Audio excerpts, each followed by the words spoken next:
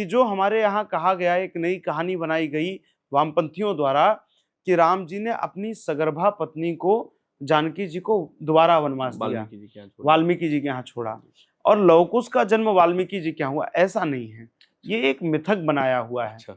ये पूरी तरह से माने एक प्रकार से थोपी गई घटना है। इसमें कोई चौपाई है जिसको आप बता के? अरे महाराज, जब रामचरितमानस पढ़ते हैं तो रामचरितमानस में गोस्वामी जी वचन करते हैं कि एहिमह रुचिर सप्त सोपाना।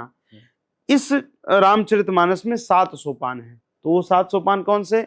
बालकांड, अयोध्या कांड, अरण्य कांड, किष्किंधा कांड, सुंदर कांड, युद्ध कांड और उत्तर कांड। ये 7 सोपान हैं। 8वां सोपान लवकुश कांड के रूप में लिख दिया गया।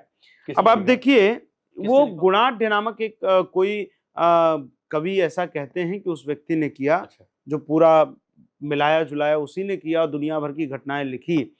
अब हुआ ऐसा कि जब गोस्वामी जी राम राज्य की चर्चा कर रहे हैं कि राम जी राजा बन गए हैं, और राजा बनने के बाद जब उनके परिवार का वर्णन कर रहे हैं तो वहीं पर लिखते हैं कि दुईसुत सुंदर सीता जाए, लवकुश वेद पुराणन गाए, दुई दुई सुत सब भ्रातन केरे, रूपशील।